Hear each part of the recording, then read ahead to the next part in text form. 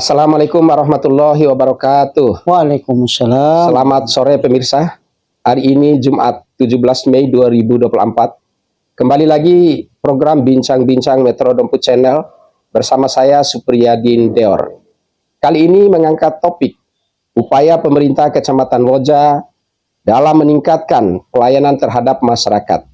Sudah bersama saya Camat Woja, Bapak Edison Sarjana Hukum. Selamat sore Pak Camat. Selamat sore. Bagaimana awal karir Anda masuk sebagai abdi negara? Ya, terima kasih. Assalamualaikum warahmatullahi wabarakatuh. Nah, tentu perjalanan karir saya ini, Bang, ya ada tahapan-tahapan yang walaupun memang sebelumnya ini saya bukan lahir dari orang birokrasi gitu.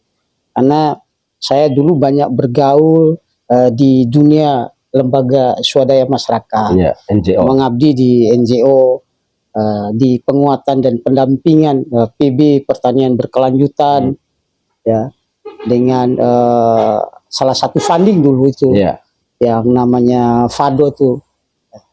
Jadi FADO itu salah satu organisasi internasional yang mana bergerak di bidang pengembangan dan pemberdayaan masyarakat di bidang pertanian untuk menjaga nilai-nilai kearifan lokal itu juga tetap dan menjaga kelestarian alam itu. Nah, berikutnya memang alhamdulillah Tuhan berkehendak lain. Ya, saya berikutnya meniti karir di birokrasi ini. Nah, dulu itu ya saya ditempatkan menjadi penyuluh pertanian lapangan. Tugas pertama saya di salah satu desa yang ada di Kecamatan Woja juga, yaitu di Desa Saneo. Saya konsen untuk membantu teman-teman petani kita untuk memahami bagaimana berbudidaya pertanian, yang mana dulu itu juga salah satu lokasi atau lokus untuk pengembangan komoditi jagung yang terbesar di wilayah Woja ini. Kita coba rintis. Yang sekarang ini kan sudah gaung jagung di daerah kita sudah luar biasa dengan terpijarnya, terus lanjut dengan program Pak Bupati yang sekarang ini dengan Jara Pasakanya. Nah, saya konsen di situ dulu. Nah, di langkah-langkah berikutnya ya diberikan penghargaan naik jabatan saya untuk menempati posisi di struktural menjadi kepala UPTD di Kecamatan Woja. Yang konsennya juga masih di sektor pertanian yang menangani kecamatan. Dulu kan ruang lingkup kita menjadi desa saja gitu. Nah, berikutnya juga saya diberi kepercayaan untuk menjadi salah satu kabid di Dinas Ketahanan Pangan, menjadi kabid ketersediaan. Nah, masih urusannya berkaitan dengan urusan-urusan di sektor pertanian dan ketersediaan bahan pangan kita untuk pemenuhan kebutuhan di daerah kita. Nah, berikutnya juga diberi kepercayaan sampai sekarang ini menjadi camat di Kecamatan Woja ini. Alhamdulillah sudah berjalan 2 tahun lah, masuk 2 tahun saya meniti karir, dan tentu dengan pengalaman-pengalaman saya di jabatan-jabatan sebelumnya itu menjadi modal saya untuk menjadi bagian di dalam saya melaksanakan tugas pengabdian sebagai camat di Kecamatan Woja. Anda adalah salah satu ASN muda yang memegang jabatan eselon 3A, yaitu camat di Kecamatan Woja ini.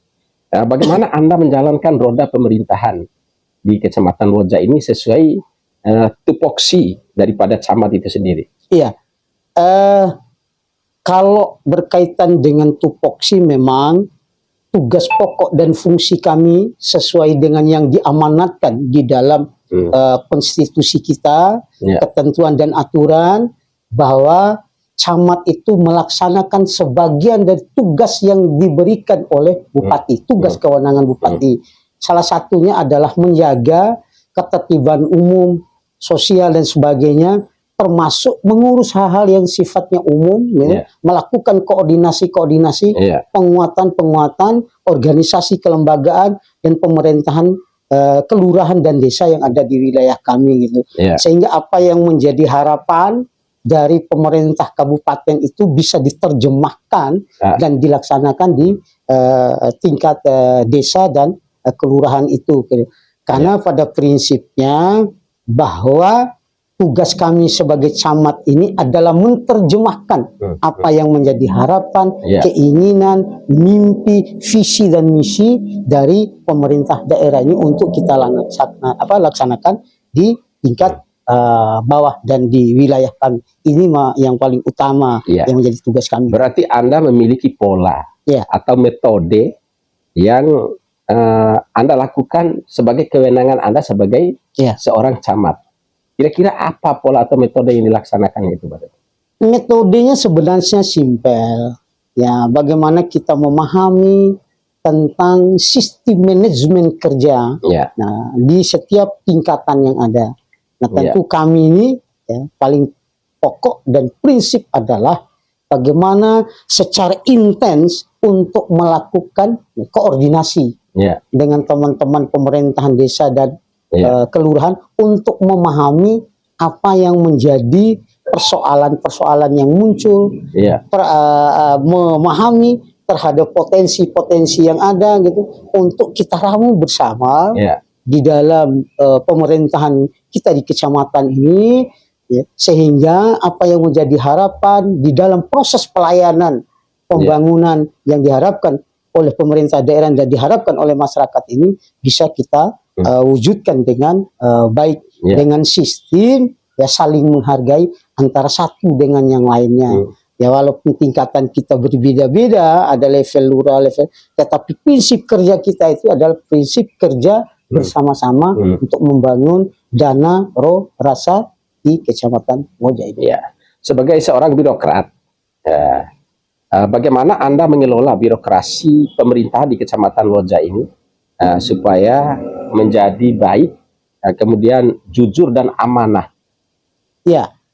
Di dalam ilmu kepemimpinan itu, nah tentu seorang top leader harus bisa mendelegasikan setiap tugas itu sesuai dengan tugas pokok dan fungsinya. Kalau di pemerintahan apa yang ditangani, kalau yang di Kesos apa yang ditangani, kalau yang di Trantip apa yang ditangani, PMD apa yang ditangani, dan kita selaku pimpinan harus mampu mendelegasikan dan memberikan kepercayaan untuk dapat dilaksanakan oleh setiap kepala seksi yang ada. Itu yang di internal dulu. Nah, saling memberikan kepercayaan itu sangat utama di dalam menyelesaikan setiap tugas yang ada itu gitu. Nah, di samping itu juga ada nilai profesionalitas yang kita kedepankan gitu. Nah, termasuk juga dengan teman-teman yang ada di desa tadi dan kelurahan tadi gitu. Karena kadang-kala biasanya pimpinan ada banyak ciri dan faktor gitu. Ada yang mau melaksanakan sendiri, ada yang mendelegasikan, ada yang Nah, ini pola-pola ini kan ya ada semua, tetapi yang paling penting itu tadi itu gitu, saling menghargai antara satu dengan yang lain sesuai dengan tugas pokok dan fungsi kita masing-masing gitu. Itu terkait dengan itu. Anda sebagai kepala pemerintahan yang masih muda sudah pasti memiliki kaki tangan yang sudah tua, yang lebih senior, profesional dan sebagainya. Bagaimana Anda menyelesaikan dengan persoalan-persoalan seperti itu? Memang kadangkala umur misalnya umur dan lama pernah mengabdi misalnya itu juga menjadi sesuatu yang akan kita temui di dalam melaksanakan tugas pengabdian seperti saya camat ini. Nah, ada teman-teman kepala seksi di sini di kecamatan ini yang usianya sudah tua senior misalnya, terus dia pernah lama juga melaksanakan tugas pengabdiannya, tentu mereka sudah lebih paham. Nah, ini yang harus terus kita berikan kesempatan, berikan kewenangan gitu, dan berlaku adil di dalam memberikan tugas pengabdiannya sesuai dengan tugas pokok dan fungsinya. Tadi itu tetap mengedepankan nilai etika adab yang kita anut di wilayah kita ini, adab kebersamaan kita, saling menghargai, santun dan sebagainya, sehingga kita tidak lagi antara pimpinan dengan bawahan, tetapi menjadi bagian dari mitra kerja kita untuk menyelesaikan setiap persoalan yang ada. Itu dan bagaimana upaya Anda itu menjalin hubungan, baik hubungan emosional maupun hubungan kerja, baik dengan aparaturnya yang ada di pemerintahan Kecamatan Woja maupun dengan kepala desa dan lurah. Kira-kira seperti apa metode yang dilakukan? Kerja ini adalah kerja gotong royong, kerja bersama, kerja keluarga. Kalau kita sudah mampu menuangkan setiap pekerjaan itu adalah menjadi bagian dari kerja keluarga, maka itu akan dianggap menjadi persoalan dan kerja bersama, gitu. Gawe bersama. Ada yang tugasnya di dapur, ada tugasnya di keuangan, ada tugas. Nah, ini menjadi tugas bersama. Nah, kalau itu sudah kita selenggarakan, kita sudah upayakan, kita sudah lakukan dengan tetap mengedepankan tadi seperti yang saya sampaikan itu saling menghargai antara satu dengan yang lain, termasuk ya di dalamnya teman-teman yang honorer saja misalnya ya tetap kita kedepankan nilai etika dan berhubungan baik antara unsur pimpinan bawahan dan memotivasi mereka. Yang paling utama itu sebagaimana menciptakan gitu motivasi diri yang dimulai diri sendiri. Kalau kita mengajarkan kepada teman-teman staf ini untuk menjaga kebersihan, toh kalau kita tidak mampu menjaga kebersihan, nah itu juga menjadi sebuah sesuatu yang tidak baik menurut kami. Nah, harusnya memulai dari diri kita sendiri, itu mungkin yang menurut kami yang paling penting itu. Satu lagi Pak Camat, mungkin ada program-program brilian yang seharusnya akan diwujudkan oleh Pak Camat selama menjadi kepala pemerintahan di Kecamatan Woja ini, tetapi belum bisa terwujud. Kira-kira apa program itu dan apa yang menjadi kendalanya? Nah, program dan harapan kami sebenarnya di pemerintah Kecamatan Woja ini sesuai dengan potensi yang ada di kecamatan ini luar biasa sebenarnya.